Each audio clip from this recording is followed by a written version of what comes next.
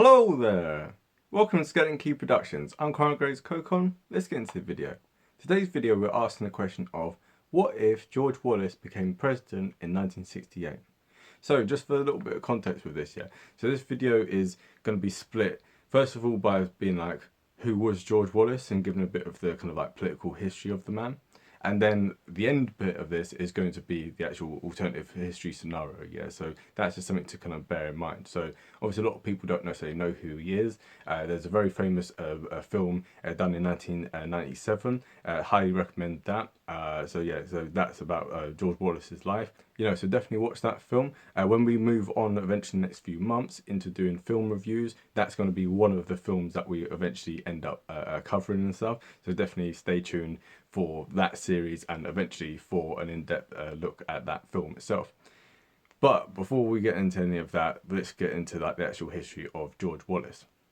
So George Wallace was a politician from the state of Alabama, and basically what he wanted was for the state of Alabama to be a proud state, in which people from Alabama felt like they could go anywhere in the country and take pride in being Alabaman. And for the people in the north and stuff to not look down on them and stuff, and for them to be better educated and for them to have better infrastructure and like hospitals and everything. And so that's basically what he wanted.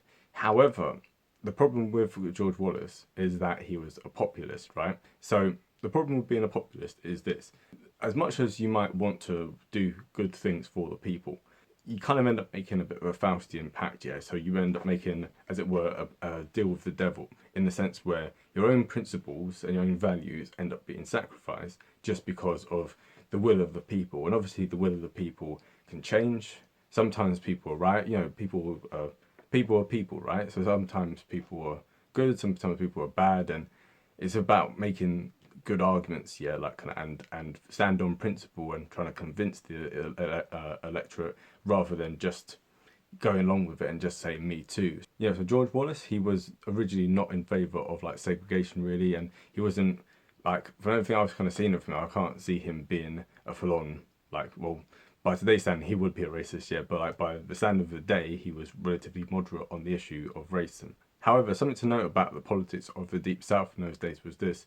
Like, for you to be elected to any kind of public office, you had to be a Democrat, right? And, you also had to be in favour of segregation. We've covered this in previous videos, such as like, what if Dewey had won in 1948, where we talk about like the Southern like Dixiecrats and stuff. And, we've discussed it in previous videos as well, because it's a situation where the Democratic Party in those days in the South was the party of white supremacy. It was the party of segregation. And so it was a thing where, they excluded many people from voting. So they had poll tax and they made it very, very difficult for black and for poor whites to be able to vote. And so as a result, you end up getting like election results where it's like 80%, 90%, 95% or whatever voting for the Democratic Party in these states. So the real election, the real kind of contest, that candidates had to really put themselves through wasn't actually at the election time. It was at the primary process, for picking who would be the candidate for the Democratic Party. And so in 1958, George Wallace was running against someone called Patterson, and Patterson was actually endorsed explicitly by the Ku Klux Klan.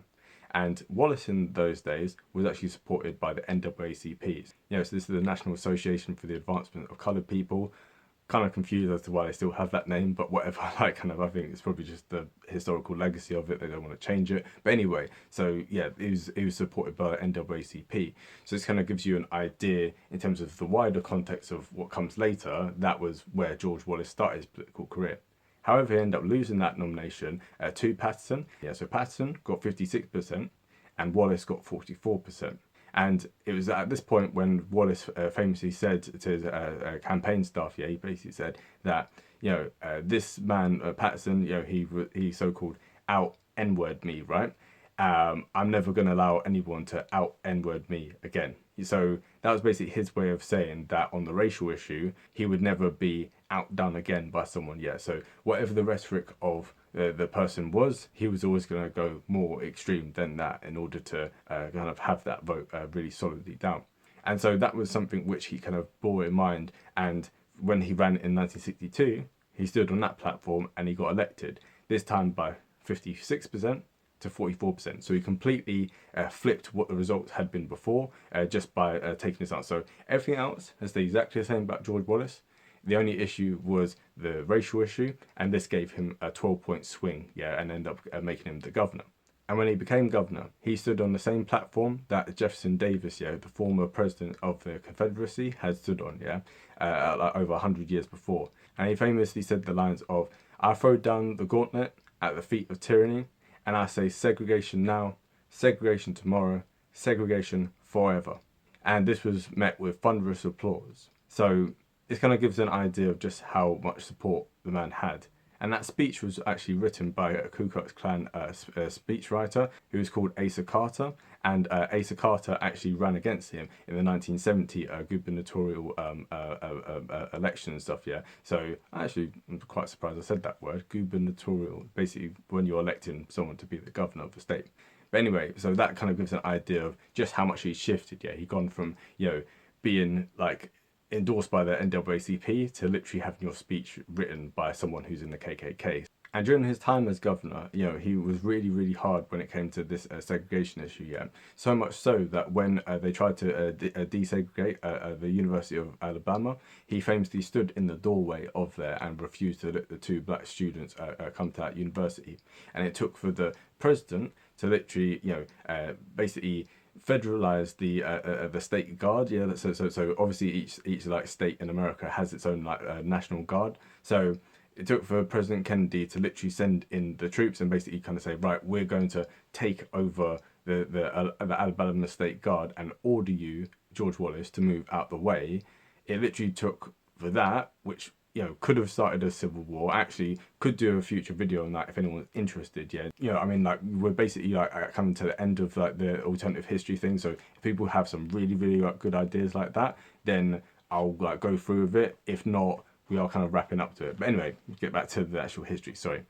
So actually in that first year of him being the governor, he said that in the next year's presidential election, you know, like he would run and oppose JFK for the Democratic nomination.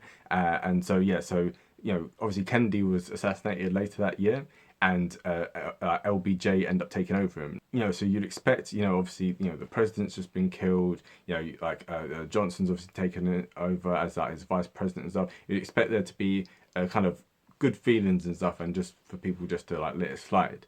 No, George Wallace, because this issue of like segregation, yeah, was such a live button issue, yeah, for people in the South.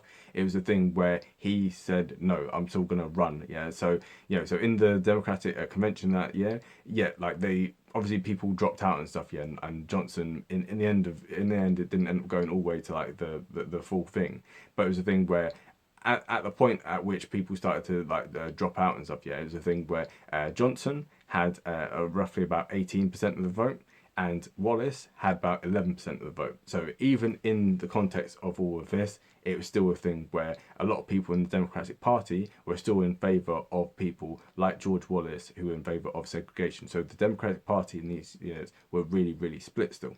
Right, so now we're going to talk about the 1968 presidential election.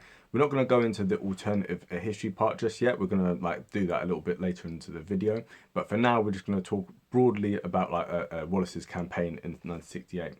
So in 1968, he didn't end up running for the Democratic nomination. Instead, he went and formed his own party, which is called the American Independent Party. And this was basically a party, you know, the issue of segregation had shifted now to being like kind of anti-busing. You know, so busing was the policy of taking black students from the inner cities and stuff, right, and driving them out to white neighborhoods and taking them to like what had been like white schools in order to promote like racial harmony and like racial mixing and stuff.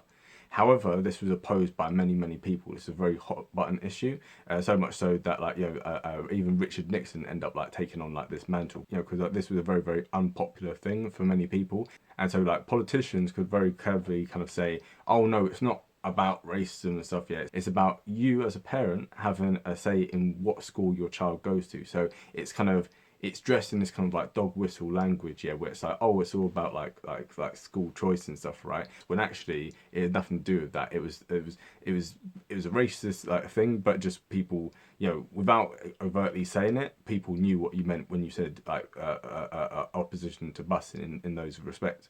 So Wallace obviously ran against that, but also, he had some other policies as well, like, he wanted to famously, like if they weren't able to win the war in Vietnam within 90 days, he wanted to pull troops out. He famously said that he wanted to like end like a foreign aid and stuff, and military aid to like America's allies. So he said, the countries in Europe and like in Asia and stuff, they need to take care of their own like defense and stuff instead of always like relying on America. There's a lot of parallels between this man and someone else more recently. Also, as well, this person at rallies and stuff was very rude to people. Like he took a very much of a strong stance when it came to like protesting and stuff. And there's a lot of echoes between this person and someone else who was president more recently, if you get what I'm saying. But anyway, not comparing the two exactly, but there's a lot of overlap, with the two people and their campaigns. But when it came to him picking who would be his vice presidential and his running mate, because he'd taken such a strong stance before, it was quite difficult to get people to want to run on the same ticket as him. So originally he had wanted people like John Wayne, who turned him down. He wanted FBI Director J. Edgar Hoover to run. He turned him down. He even wanted, get this, he wanted Colonel Sanders, the Colonel Sanders, of KFC. He wanted him to be his running mate. He turned him down. So the only person he ended up being left with was General Curtis LeMay. And so this person was in like the Air Force and stuff, and he was like very famous within like some of the earlier wars that America was in. However, Curtis LeMay must have been like asleep under a rock or something, because this man had clearly forgotten the lessons of 1964. So in 1964, Johnson won that campaign largely through the help of a political attack ad, which is famously known as a daisy. So it's basically a little girl picking a daisy, and then there's a countdown like 10, 9, 8, and then there ends up being a nuclear explosion at the end of that countdown and stuff. And this is basically to discredit the Goldwater campaign and basically say that if you elect Goldwater, you won't have in World War III. So Curtis LeMay must have completely missed the memo on that, because he said like, oh, if we get elected, we're just going to nuke North Vietnam, which would have obviously led towards World War III, and it ended up really damaging Wallace's campaign's chances in that time. So much so that like Humphrey, who was running for the Democrat Party, like kind of at that time, he famously labelled Wallace and LeMay as being the so-called Bombsy twins, right? So it really hurt his chances, but that's just something to kind of bear in mind, that he probably should not have picked this guy. Anyway, he ended up losing that election, obviously, and then, the next time he ran was in 1972. But before we look at what he would have been like as president, let's first look at what he was like as governor. So George Wallace, he was a very innovative governor. He was in favour of like low taxes and stuff, but also for having like welfare policies like that to help like the ordinary people of Alabama. He was very much in favour of infrastructure, so building roads and highways and stuff, and also for building hospitals, building a lot of schools, both like elementary school, high schools, community colleges, and actually a lot of like universities and stuff. So he was really instrumental in modernizing like Alabama and stuff, and trying to like get so that people would want to actually invest in it. And also one of the things that he started doing, which was like way ahead of his time, and a lot of other governors end up copying him from doing this, and this would basically be to go to a northern businessman in like places like New York, etc. And what he would say is that, if you come to my state, we will have like low taxes for you. We'll have everything all set up and stuff. So you set up your factories here, you set up your offices here and stuff. So you're bringing jobs to our state. And like the benefit of it is obviously you have a cheaper like workforce. It's less unionized as well. It's one of those right to work states. So like kind of it's not as much of a closed shop as it is in many kind of unionized northern states. And then also that obviously brings jobs. That's going to help the people of Alabama. So this is one of the things that he did, and like I said, like lots of other states end up copying him. So really ahead of the time in that regard.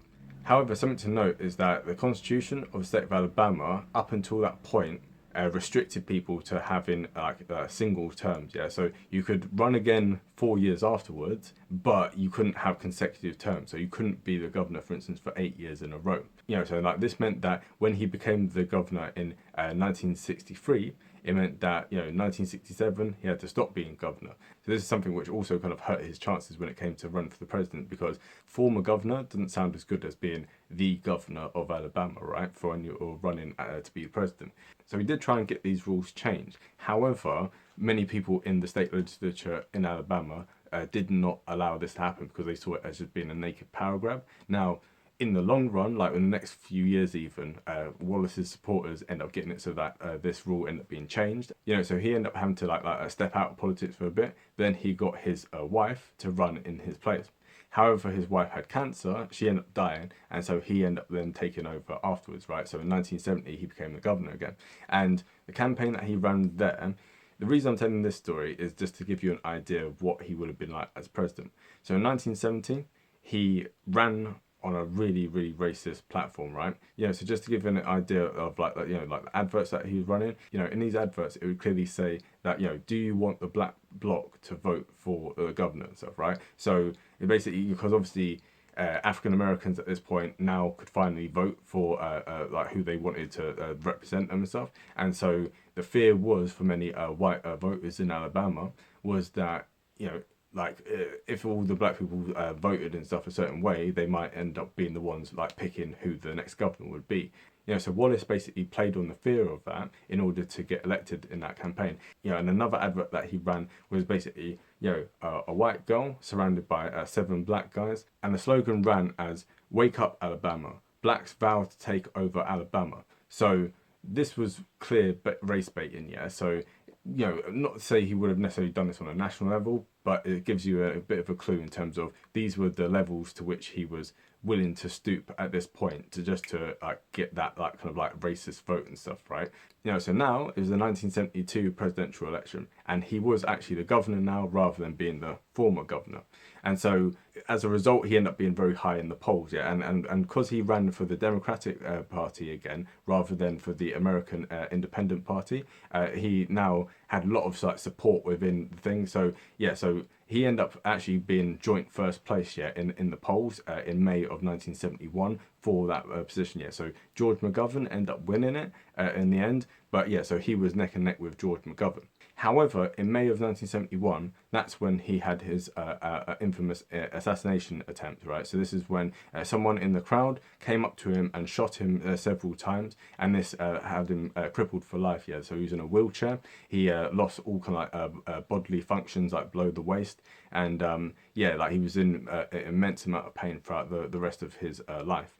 And this really hurt his like chances and stuff, yeah. But something to note with this story is that as divisive as he was, as you know, as unpopular as he was, as hated as he was by many, you know, it was still a thing where his political opponents were able to put that to the side for one moment and actually show him some like care and compassion. So he had the following people actually come to his like hospital bedside, yeah. So he had Richard Nixon, he had George McGovern, he had Hubert Humphrey, and he had Ted Kennedy, yeah, come to visit him. So these were people who, you know, he'd run against, like, and was running against, and yet they still were able to take the time out to visit him in hospital. And also he received a telegram to his hospital bed from former President Johnson, from at that point Governor Reagan. So he would obviously later become President Reagan, but at that point he was just the governor of California.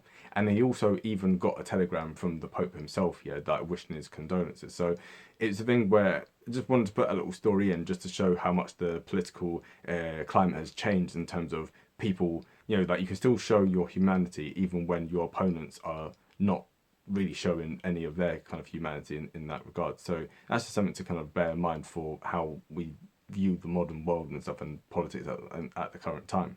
But this immense amount of pain that he ended up being put through and stuff, yeah, made him over time come to realize, yeah, like kind of like what pain he inflicted on the people of Alabama and on other people like in the country, in particular many of the people from the African American community. Yeah, and I don't know how true this is, but certainly in the film George Wallace, there's a clip where he ends up going to the old church of like Martin Luther King and you know, speaks to the congregation there and yeah, basically makes peace with them. Basically says, I'm really sorry for what I had done. There was a later point in his life he ended up speaking to the 2 former students who he stood in the doorway for and made peace with them. You know, and like in the late 70s he became a born again Christian and really apologized for all the immense amount of pain that he'd kind of caused people. And there's an element to which, you know, a cynical person could say, you know, he only did that just to get elected, yeah, because he was running in 1982 a gubernatorial thing.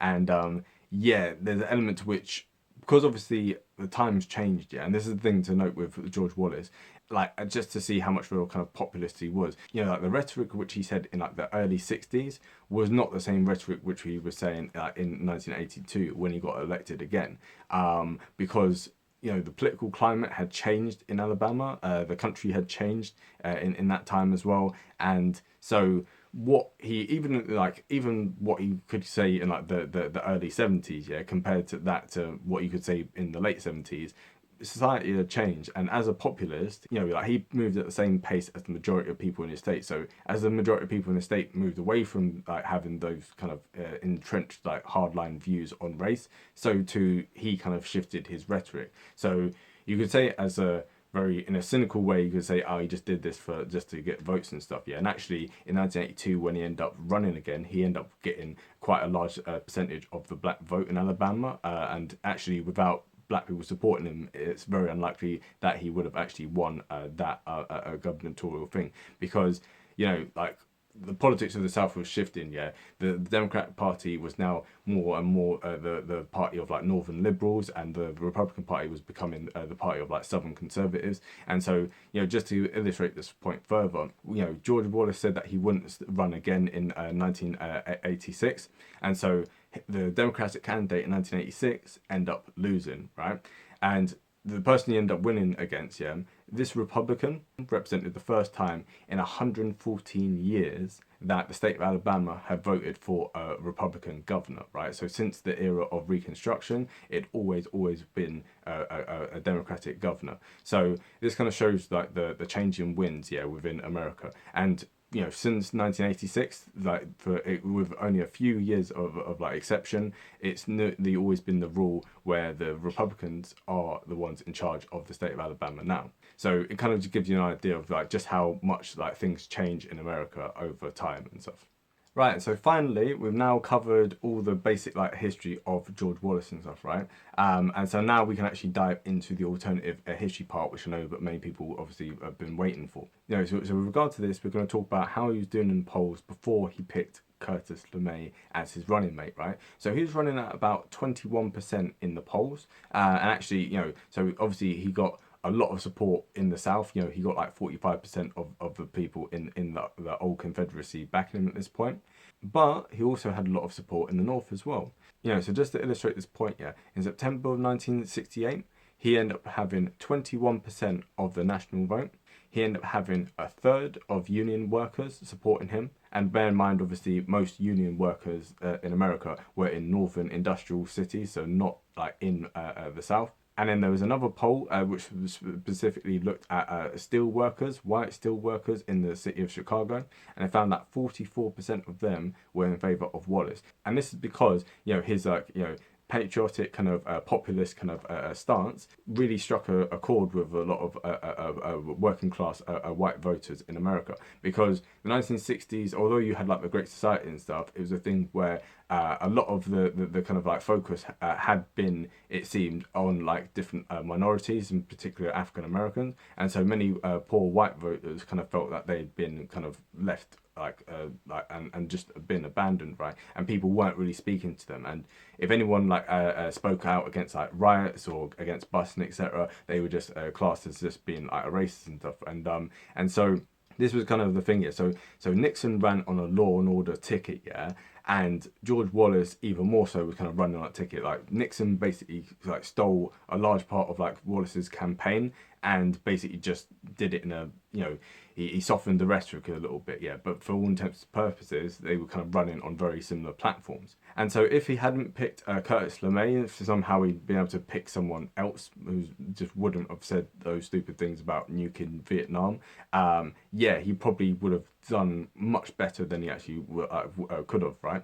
Now, something to note is that obviously in the actual election itself, he ended up getting 13.5% of the vote, which was quite considerable. You know, it's actually like the last election in which a third-party candidate managed to win the electors of an entire state, and he managed to win several states actually. So as you can see on screen now, you know, he actually ended up getting 46 electoral college votes, yeah, in that election. So the aim of Wallace was never actually to become president. So in a way, this title is slightly misleading, but he kind of, you know, because he was never going to become president. This is real. This is the massive caveat of this would never have happened. Like, there's no way this could have happened.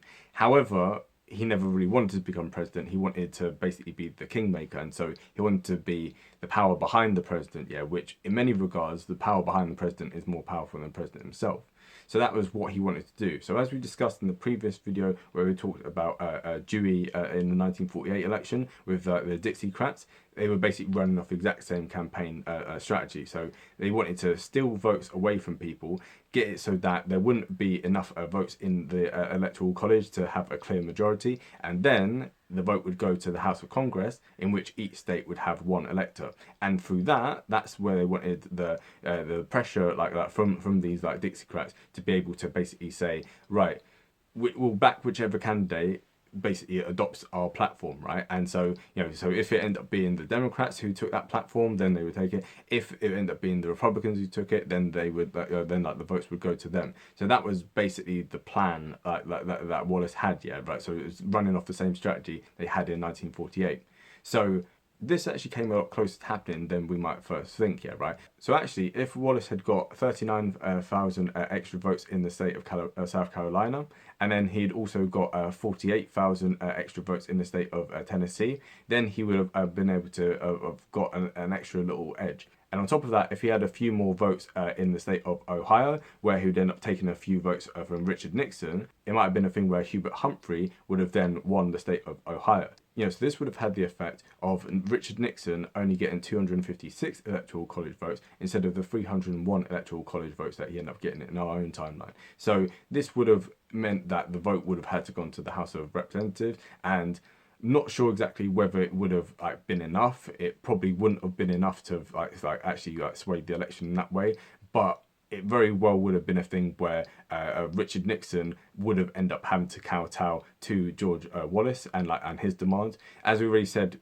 you know, Nixon basically copied a lot of like the things that Wallace ended up pushing for anyway, but it would have been even more so a thing where he would have had to copy Wallace's stance on all the issues.